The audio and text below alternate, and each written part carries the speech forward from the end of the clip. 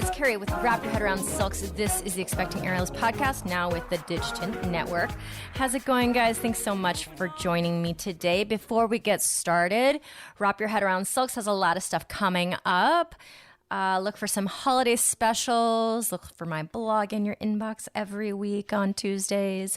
Look for teacher training 2024 Silks 1. I'm going to try an online version to serve those who cannot necessarily travel to train. So more details coming on that. Of course, roll it out. Your 2 hours a week where you can hit the floor with me with some foam rollers and balls. 14-day free trial for that. So, just check it out and see if you can carve it into your life. I think that's the hardest part, is just carving out those 1 or 2 hours a week to do it, but it is so worth it for the body. All right, my friends, this is Brittney Montalvo. And this is one in a 2-part series on rheumatoid arthritis. I have her on because she suffers from rheumatoid arthritis. And when she and her husband wanted to start a family, she really had to figure out how to get pregnant, how to be off the meds, on the meds, how to get through the breastfeeding, and so intriguing. So I'm also going to have her on for just talking about her pregnancy. She's pregnant right now. We're going to do a postpartum episode for her. But today we're going to talk about rheumatoid arthritis and how it affects her life. And then next week, you guys are going to hear from Dr. Stephanie Munoz, who specializes in rheumatoid arthritis and how yoga can help be a treatment factor. All right, guys. So excited for you guys to get to know Brittney. Let's get started. Brittney, so you reached out to me, and then I reached out to you thinking you were a completely different person. And then you reached out to me again. You're like, I'm the same person. I was like, oh, that's great. You're going to have 2 episodes. Brittney, if you would just introduce yourself, talk about where you are, where you live, your practice, what's going on today, your family, and then I'll just jump in. I shared a lot. Did you share with kids this week? Yeah. Are you learning how to share? Are you proud of yourself? Yeah, I'm proud of you too. All right, we're gonna mute ourselves while Brittney introduces herself, and then I'm gonna jump back in. Okay. Sounds good. Jump back in. Yeah. So my name's Brittney. I'm located. Technically, I'm in what's called Laga Vista, but it's like 35 minutes from Austin. I've been an Austin native for like the last 11, 12 years. Typical transplant, came to Austin for school and then never left, like so many people. In terms of my practice, I've been doing aerials almost 10 years now with, breaks here and there due to like injury and some of it related to my RA, but consistently since 2014, I think. Yeah, it'll be 10 years, I think, this next year. So I went to a show, saw a girl doing hula hooping. I was like, that's really cool. And then Google targeted ads got me. They're like, there's hula hoop classes in your area. Went to Sky Candy here in Austin and then saw people doing aerials and never looked back. Family-wise, I am currently pregnant with my first child. I'm 22 weeks as of yesterday. And it's been a very interesting thing to be experiencing for the first time. Austin. So, have you ever met Jessica Peterson? Jessica Peterson, not off the top of my head. Depends on what apparatus they do. So, I'm a Sky Candy. She's at Sky Candy. She takes the daytime classes, but she's actually an occupational therapist, and she works with postpartum. Oh, okay. That is. Actually, that's a good person for you guys to know. Maybe. Yeah, she lives in Austin. She has it's called Matriessence OT, and it's for postpartum. And she does house visits. I'm writing that name down now. I will. I can connect you guys. But so Brittney, is going to come on to talk about all things postpartum later. But the thing that I reached out to her about is rheumatoid arthritis, because I wanted to do a focus on it. There's a lot of things, like I also want to do a focus on endometriosis because I have a lot of people that would be interested in that. But rheumatoid arthritis is one of these things that is a little bit of a mystery to me, even though I had a doctor for a dad. Like, I don't have anything like it. I don't know what it feels like. I do know it's an inflammatory. Is it technically an autoimmune? It is an autoimmune, yep. Okay. I know that you're not a doctor, but could you kind of introduce what RA is for our audience?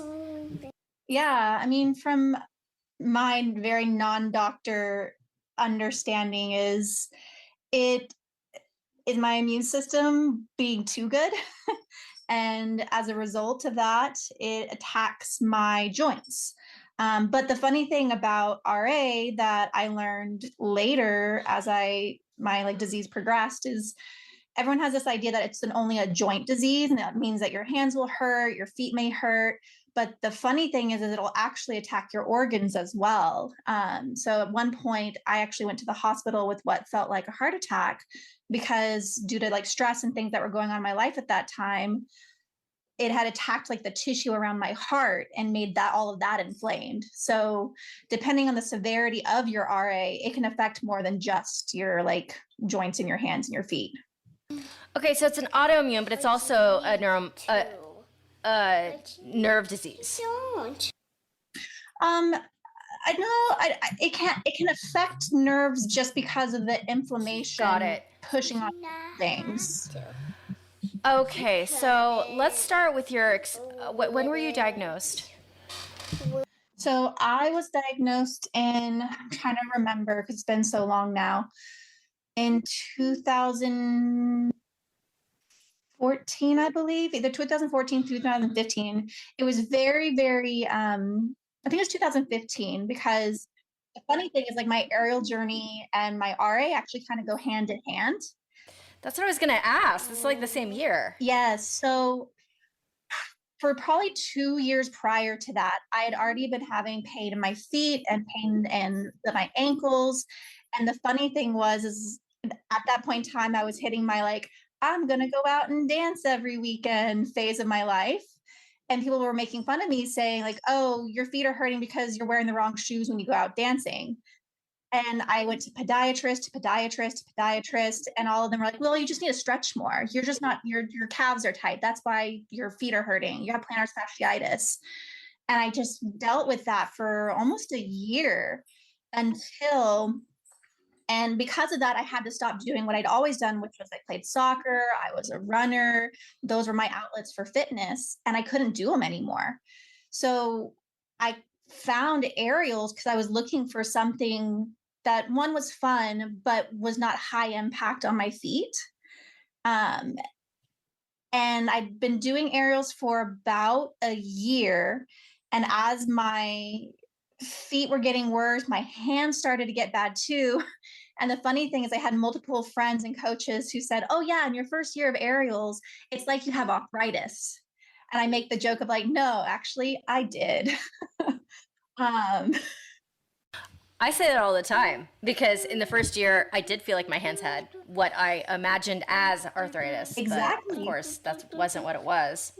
Yep, because from over gripping and things, and so I thought that's why my hands were hurting, because I was doing this thing I'd never asked my hands to ever do before in my life. Because playing soccer, you don't use your hands.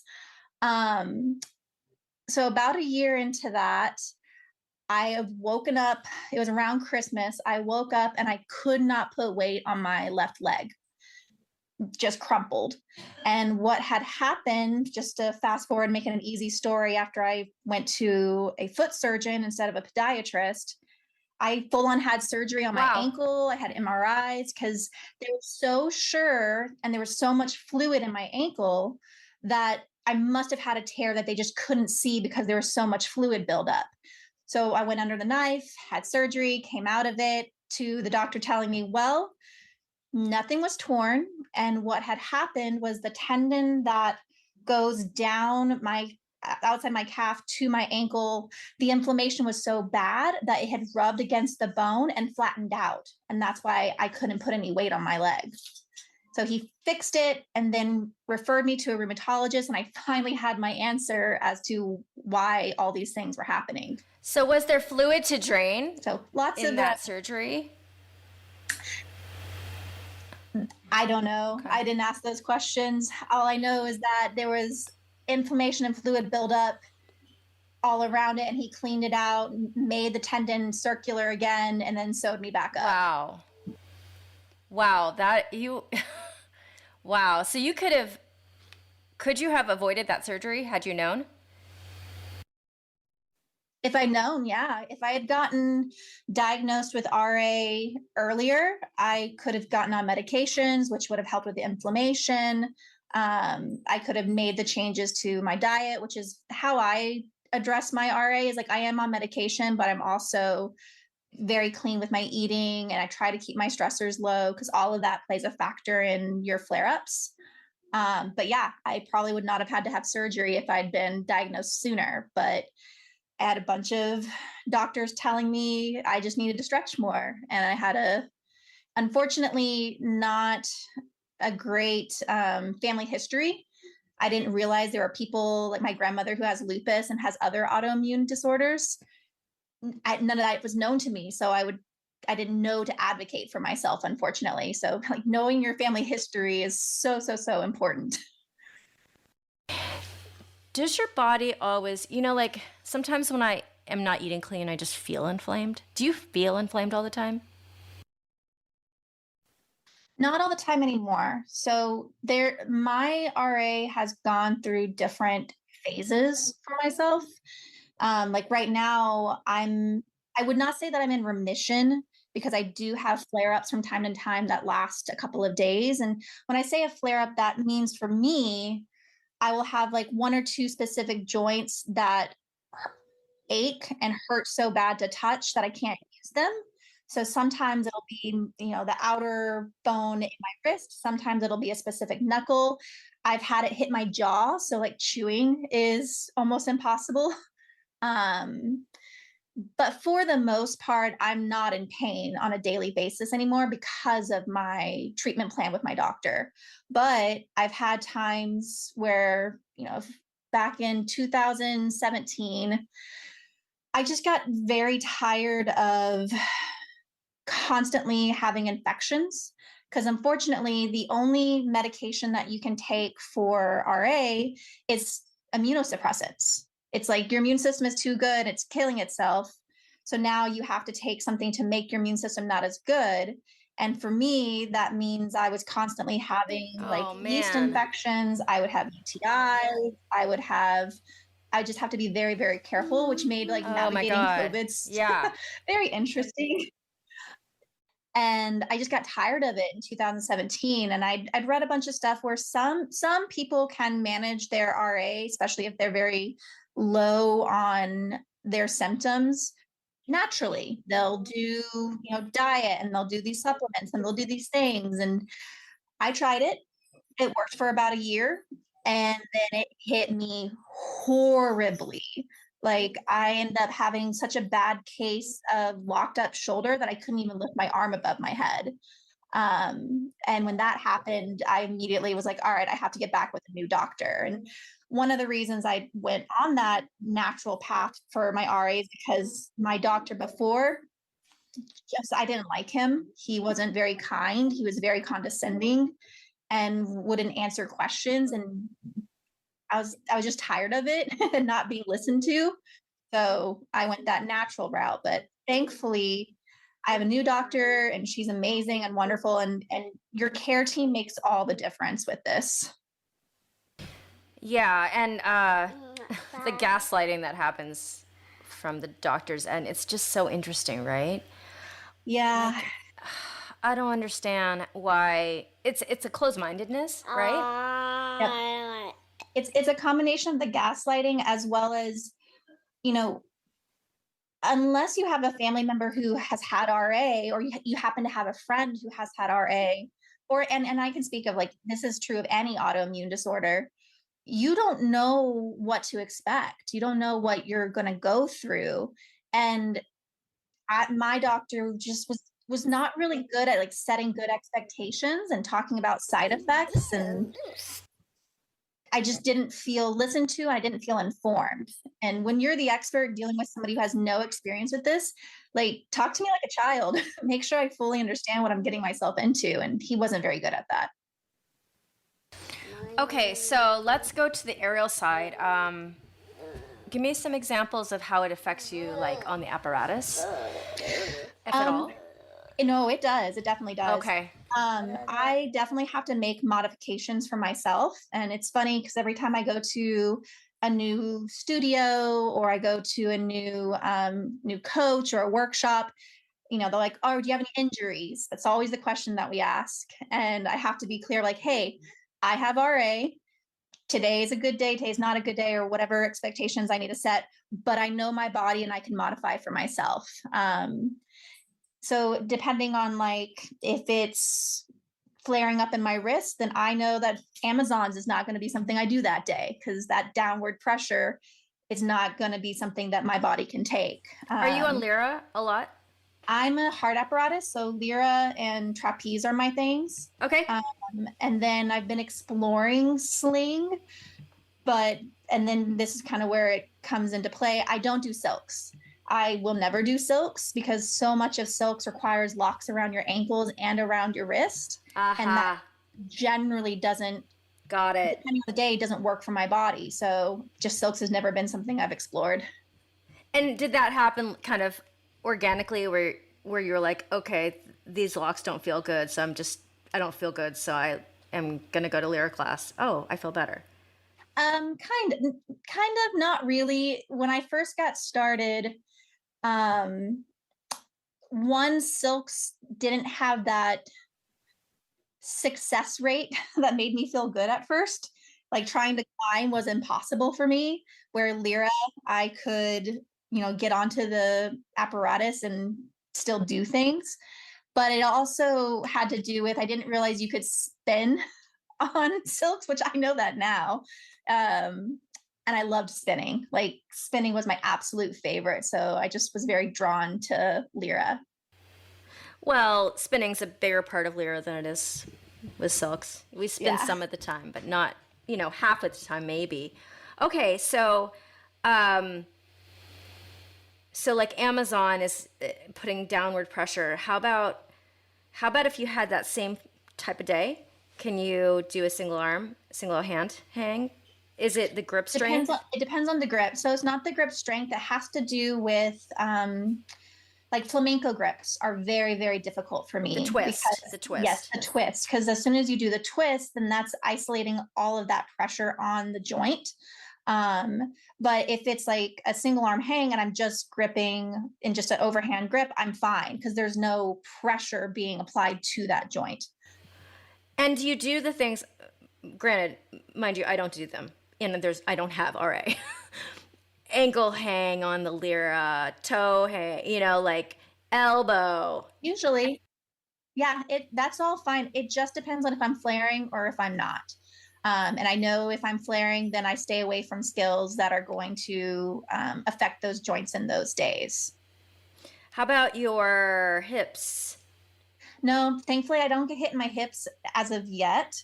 My RA manifests in my wrist, my knuckles, my ankles, and sometimes my jaw. But thankfully my knees and my hips don't get hit yet. Yeah, thank God for that. Do you feel comfortable in a down dog or a plank? Mm-hmm. Depending, again, if my wrists are feeling okay. But then I just make modifications. So if I can't do a regular hands on the ground plank or push-up position, I will either do fist or I will get like the push-up assist where I can just grip the bars instead. So because I don't have what does it feel like when you're... So if you're not flaring in the joints that sometimes flare, does it feel like it would feel to me? Do you have no pain? Still normal, yeah. Okay. So interesting, because some people, they don't have RA, and yet in a plank position where you have that crease, where you have that flexion in the wrist, people can't tolerate it. Mm-hmm. Do you have that where if you have it a certain angle, regardless of your flare? No, you're normal besides. Yeah. That's what's so weird about this, because I've always been a very athletic and healthy person. So when all of these things started cropping up, I was just very confused and was looking for reasons for why it was happening. Oh, I'm sure. I mean, I have my own stuff. It's not an autoimmune, but I have IBS. And after so many years of going to doctors, like, it's like a holistic thing where my whole system just is not happy. You know, like the system itself. I spent so many years thinking that this was normal. And then as an adult, I realized it wasn't. And then I had my kid, and her system is like, knock on wood, magical. Like, she has so much continence. And I'm like, any continence I had left, I gave it to her somehow. Like, I don't know what happened. I didn't even have a vaginal birth. I had a C-section. So now that you are pregnant, this is your first pregnancy, so it's new to you. How's it having fun with your RA? It's interesting.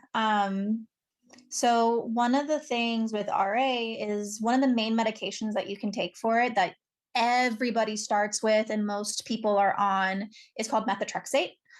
What's funny is it was originally a drug for chemo.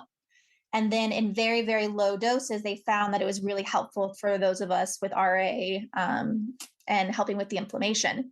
But it is toxic in a pregnancy.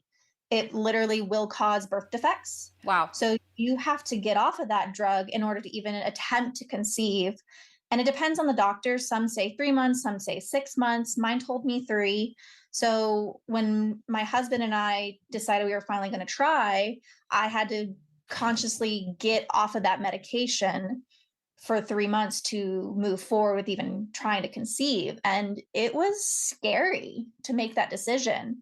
I was so worried that getting off of it would mean I would flare up and just be in constant pain for the duration of being pregnant and postpartum, because I also can't breastfeed while being on methotrexate either.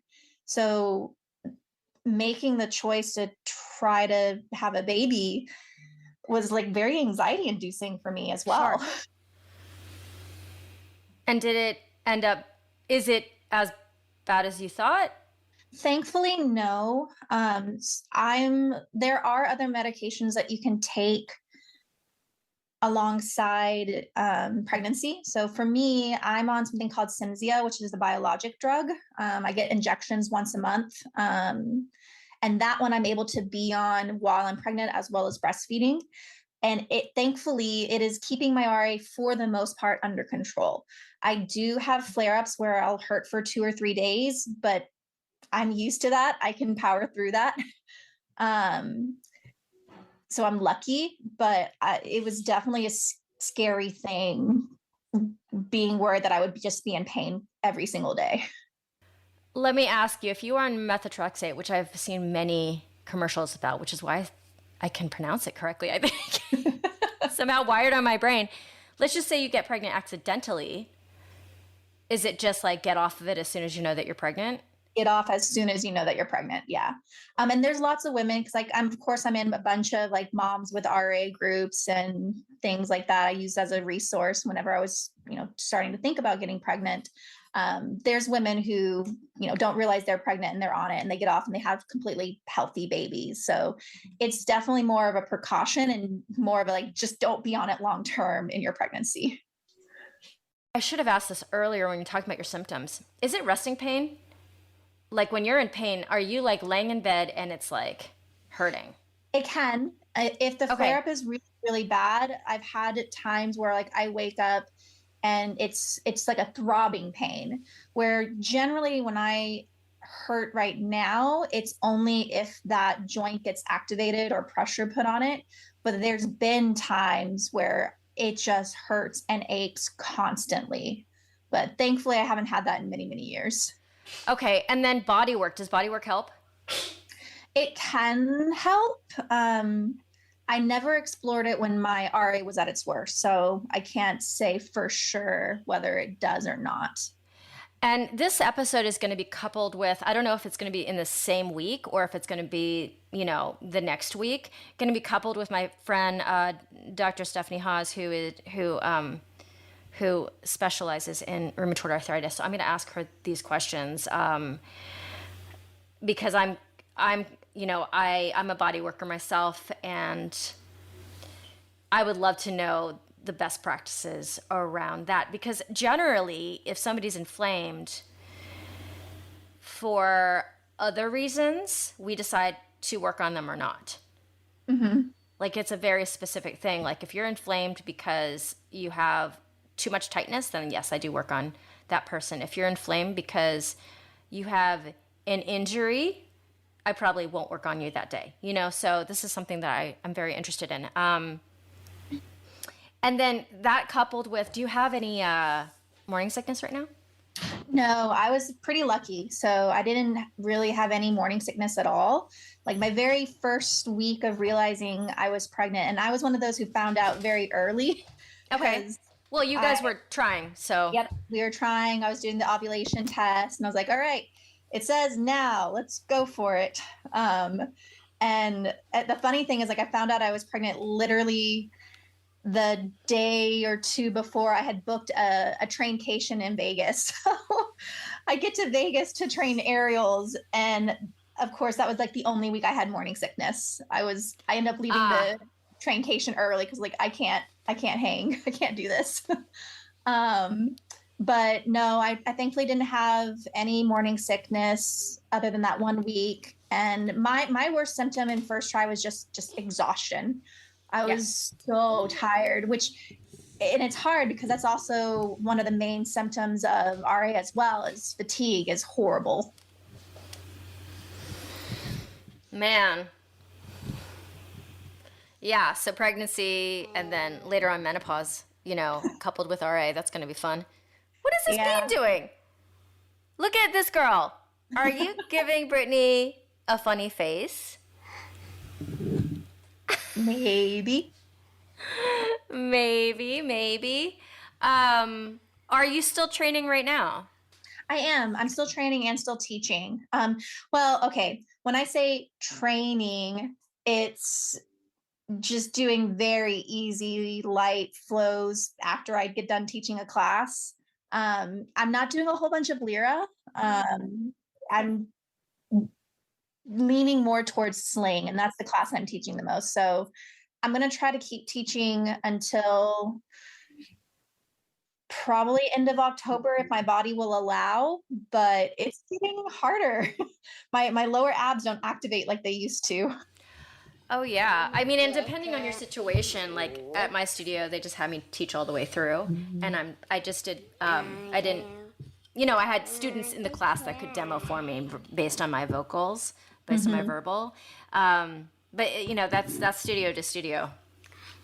Yeah. If I didn't teach beginners, I would probably be more inclined to do that. But our student population I have at my studio definitely needs demos, needs to see what I'm doing.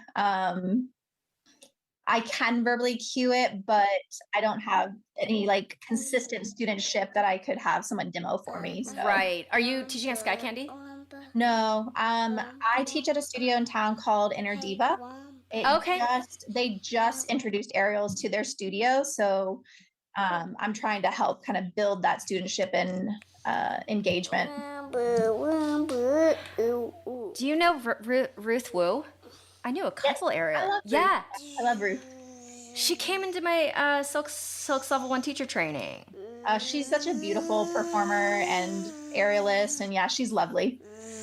Oh my God, there's a lot of you guys in Austin. It's a nice little hotbed of aerial. It is. We have so many studios. We have so many students.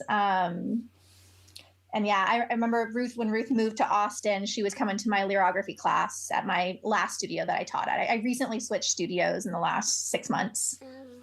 Oh, this is great. Okay. All right. Well then, Brittney, we'll do a check-in postpartum.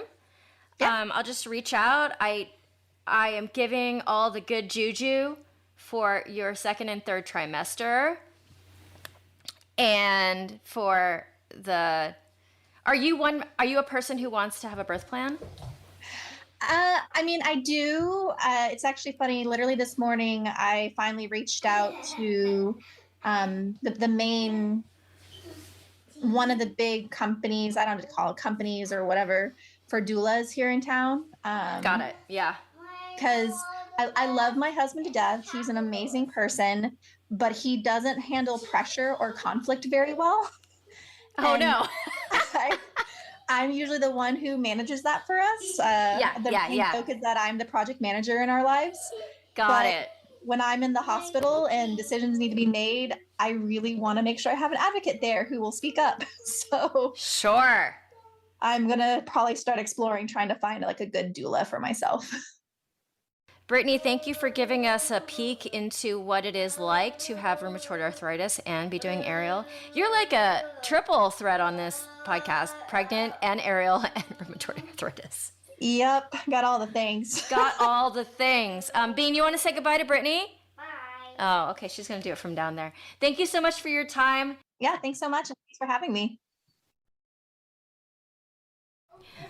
Thank you so much for sharing, Brittney. I really learned so much from just listening to your story and how you deal with your flares, how you deal with this disease, that you really just have to manage your whole life because it is an autoimmune. So thinking about you and your pregnancy, excited to see what's in store for you and your family with this, the new bundle of joy.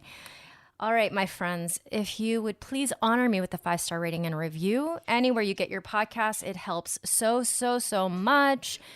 Wrap your head around silks. Got lots of stuff coming in the holidays next year as well with teacher training and Roll It Out ongoing every Sunday and Tuesday evening, 7 p.m. Pacific time.